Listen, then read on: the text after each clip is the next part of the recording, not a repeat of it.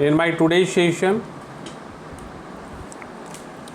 of SST class 10th, and the chapter or the subject, first of all we have to discuss about the subject. We are having the discussion over geography segment, chapter 1, resources. Chapter 1 is what? Resources. Am I clear? Hopefully if you will go through your reference book or textbook of CBSE, you can easily find in the geography section that the first chapter is having the heading of resources and development, in which we discussed about the definition of resources, classification of resources, in which I told you earlier that how the resources is classified into two types, natural and man-made, human, and again subtypes. So there is no need of repeating the same thing again. Moving toward the next topic, today we are here to discuss about the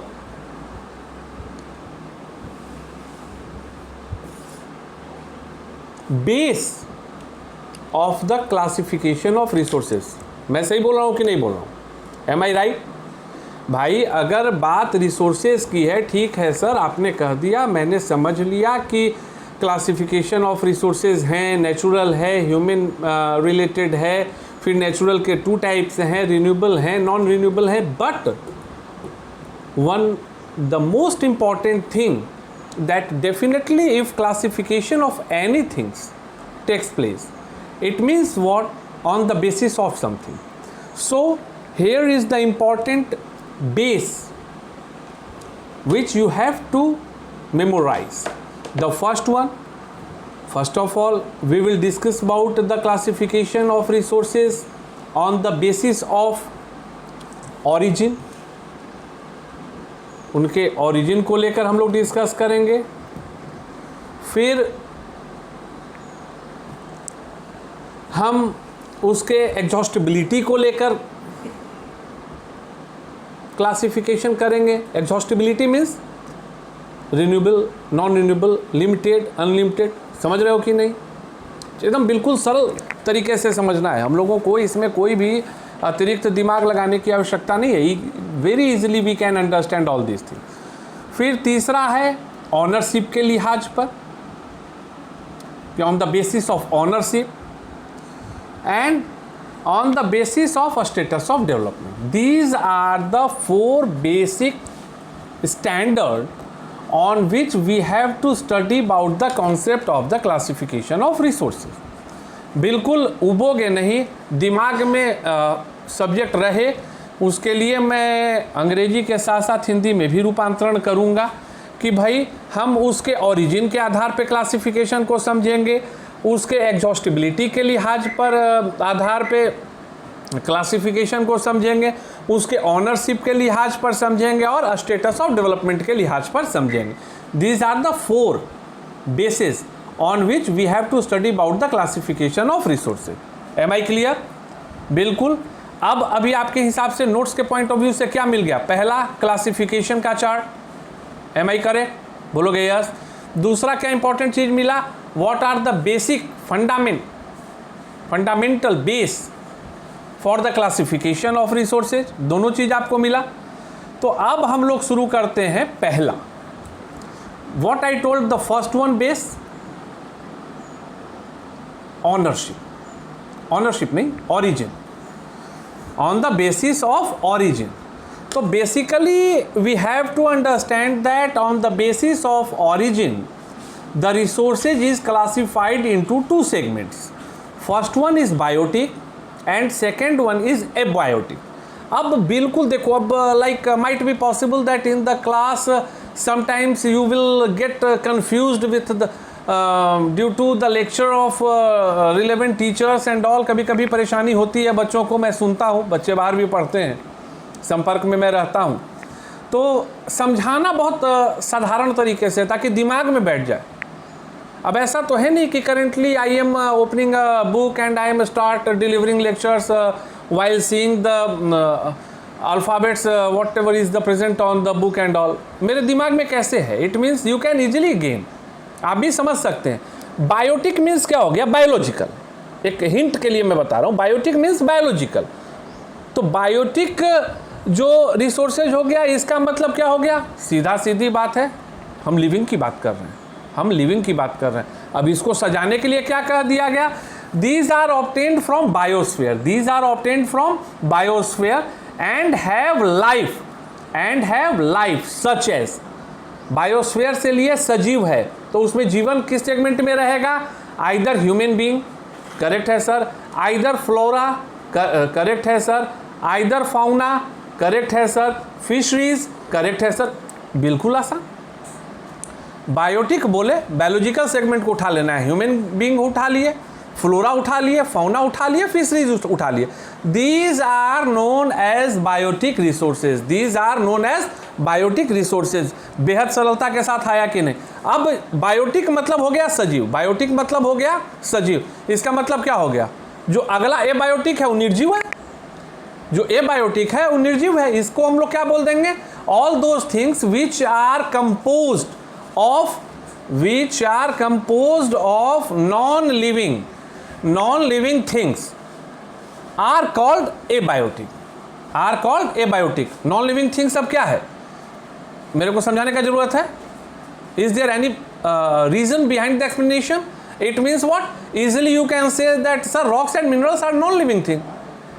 You can easily say that rock and minerals are non-living things. मतलब क्या हो गया?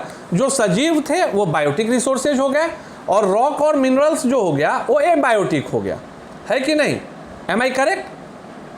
चलो ठीक, हो गया पहला stage. बेहद आसानी के साथ आपका पहला स्टेज क्लियर हो गया. अब हम आते हैं on the basis of exhaustibility. Exhaust होना. देखो एक कितना आसानी से तुम लोग याद कर सकते हो, इस चीज़ को समझो. एग्जॉस्टिबिलिटी बड़ा कॉम्प्लिकेटेड टर्म लग रहा है. How we can rememberise exhaustibility? Exhaust होना बोलोगे वो तो घर में माताएं और बहनें भी कहती हैं. आजकल महानगरीय सभ्यता टाइप के हम लोग भी होते जा रहे हैं. सारे अर्बन एरिया वाले जो है मेट्रोज टाइप के होते जा रहे हैं. तो एक बड़ा ही कॉमन सा शब्द अब आ जाता है कि भाई कुछ काम किया नहीं कि पापा पूरा एग्जॉस्ट हो गए. एग्जॉस्ट मतलब ख़त्म होना. एग्जॉस्ट मतलब ख़त्म होना. तो on the basis of exhaustibility दो टाइप हो गया. पहला हो गया रिन्यूएबल, दूसरा हो गया नॉन रिन्यूएबल. मतलब भैया ऊर्जा खत्म हो गया. तो अब खत्म होना, इसके आधार पे दो प्रकार के रिसोर्सेज को क्लासिफाइड किया गया, दो टाइप्स. एक, हम वैसे ऊर्जा का या संसाधन का स्रोत पता करें रिसोर्सेज का जो कभी खत्म नहीं हो. तो जो नहीं खत्म होगा उसको नॉन रिन्यूएबल बोला जाएगा. और जो खत्म हो गया, नहीं सॉरी, जो नहीं खत्म हुआ उसको रिन्यूएबल बोला जाएगा. मतलब नवीकरण हो रहा है, उसका नवीकरण जो है जारी है. और जो खत्म हो गया मतलब अब उसका निर्माण जल्दी नहीं होगा, उसको नॉन रिन्यूएबल बोला जाएगा.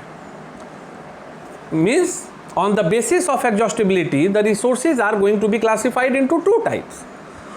One is renewable, second one is non renewable. मैं सही हूं ना? कहीं कोई कंफ्यूजन नहीं होना चाहिए. रिन्यूएबल मीन्स क्या हो गया? सच kind of resources which can be reused, which can be regenerated. Such kind of resources are known as renewable resources. अब ये बोलने का जरूरत नहीं है. All of you are the student of class 10. दिमाग में आ गया होगा कि sunlight, wind, water, these are known as renewable resources. And non-renewable resources किसको कहेंगे? Such kind of resources which we cannot able to regenerate. अब उदाहरण मैं देता हूं, तो उदाहरण में सरल उदाहरण होगा, कोल होगा, पेट्रोलियम होगा, गैस होगा. तुम बोलोगे सर गलती आपसे हो रही है क्या? Are you doing some mistake? मैं एज अ टीचर आपसे सवाल करूंगा, भाई क्यों, why you are saying like that? आप ऐसा क्यों कर रहे हैं? तो तुम बोलोगे कि सर कोयला तो बनता है, पेट्रोलियम तो बनता है. उसको बनना नहीं कहते हैं. That is not going to be considered as renewable because for the formation of such kind of things like coal and petroleum, it will take millions of million year, लाखों करोड़ों साल लगते हैं. That's why they will be considered as non-renewable resources, and due to that it's a government policy by most of all the nations of the world is trying to promote the uses of renewable resources. और यही कारण है कि विश्व की कई देश कई संस्थाओं के माध्यम से नवीकरणीय संसाधन के जोर पर बल दे रहे हैं. लाइक रिसोर्स मीन्स क्या हो गया, जो हमारे इसको पूरा करे, आवश्यकताओं को पूरा करे. अब विंड मिल से हवा से विंड मिल लगा दिए, विंड मिल की पंखियाँ घूमने लगी, that starts moving like that and that, which will be responsible for the generation of electricity. हवा कभी ख़त्म होगी क्या? नहीं होगी. पानी है, हाइड्रो पावर प्रोजेक्ट डाल दिए, समुद्र के किनारे टाइडल प्रोजेक्ट डाल दिए, कभी ख़त्म होगा क्या? नहीं. समुद्र की लहरें, समुद्र के जल तो ख़त्म होने नहीं जा रहे. It means that's comes under the renewable resources. लेकिन कोयला, पेट्रोलियम अगर हम खर्च करते हैं नॉन रिन्यूएबल, तो वो अभी तो नहीं बनेगा, 2-4 पीढ़ी तक नहीं बनेगा. Why? Because it will take millions of million year.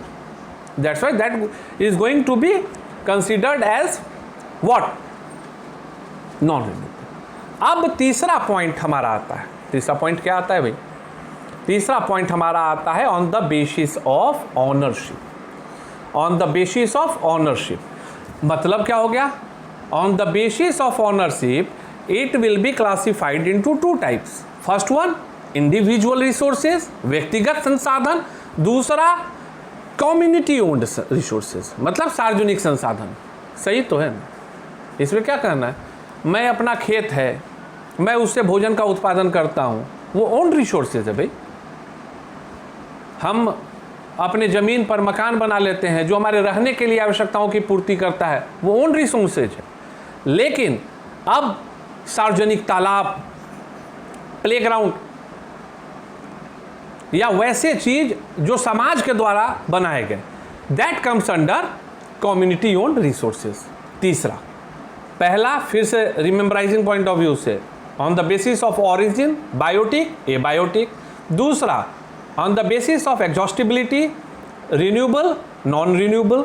तीसरा, on the basis of ownership, individual, community owned. है कि नहीं? तीसरा हो गया. And the fourth one is what? Fourth one is on the basis of a status of development. That will B classified into few types. पहला, potential resources. Potential resources का मतलब क्या हो गया? पोटेंशियल रिसोर्सेज का मतलब क्या हो गया? We have to find out actually resources are present. रिसोर्सेज हैं, उसके लिए हमें कुछ करने की आवश्यकता नहीं है, लेकिन we have to find the way to utilise them. We have to find the way to utilise them. हवा चल रही है, लेकिन पवन चक्की लगाएंगे तभी तो उसको रिसोर्स के तौर पे यूज कर पाएंगे. जो समुद्र की लहरें हैं, वो प्रवाहित हो रही हैं, वो आ रही हैं, जा रही हैं, लो टाइड, हाई टाइड, लेकिन वहाँ पर हम हाइड्रो पावर प्लांट लगाएंगे तब तो उससे इलेक्ट्रिसिटी जनरेट कर पाएंगे. सो such kind of manner, like the water resources, the tidal resources, the wind resources is also going to be considered as a potential resources. It means such kind of resources which is present, but it depends upon us that how we can use or how we can utilize such kind of resources. अब दूसरा क्या है? Developed resources. अब developed resources के विषय में तो आसानी से आप समझ लीजिएगा कि अब कोयला है, पेट्रोलियम है, ये सब डेवलप्ड है. इसमें आपको कुछ करना नहीं है, बस ले आया, यूज कर दिया. अगर आपके पास वो संसाधन हैं तो आपको उसको कुछ करने का जरूरत नहीं है. You need not to build a setup to use such kind of resources. You can easily use the resources. तो अब जो रिसोर्सेज होता है, अब उसमें क्या है कि 2 टर्म आते हैं, 2 इंपॉर्टेंट टर्म आते हैं, stocks and reserve. Stocks and reserve. तो स्टॉक्स का मतलब क्या होता है? स्टॉक्स का मतलब होता है material in the environment, material in the environment which have the potential to satisfy human needs but human being do not have the appropriate technology to use. सही बात है, वो हमारी आवश्यकताओं की पूर्ति कर सकता है लेकिन हमको उसका तरीका नहीं पता है, तो अब इसके लिए क्या टर्म यूज होगा? इसका मतलब वो स्टॉक है ना भाई, है कि नहीं? तो इस चीज़ को हम लोगों को समझना है। अब जैसे हाइड्रोजन है, ऑक्सीजन है, वी कैन इजीली, हाइड्रोजन से अगर सूर्य पर हाइड्रोजन गैस की उपलब्धता है और उसमें अतिरिक्त ऊष्मा है तो हम क्यों नहीं यूज कर रहे हैं? वो तो सिर्फ स्टॉक बन के रह गया है मेरे लिए। We have to know that how we can utilise in our daily life, और जितना ज़्यादा उसकी आवश्यकताओं को, उसके उपयोग को जनसाधारण तक पहुंचाया जाएगा, then only that will be countable as a proper resources, good resources, user friendly resources. This thing you have to understand.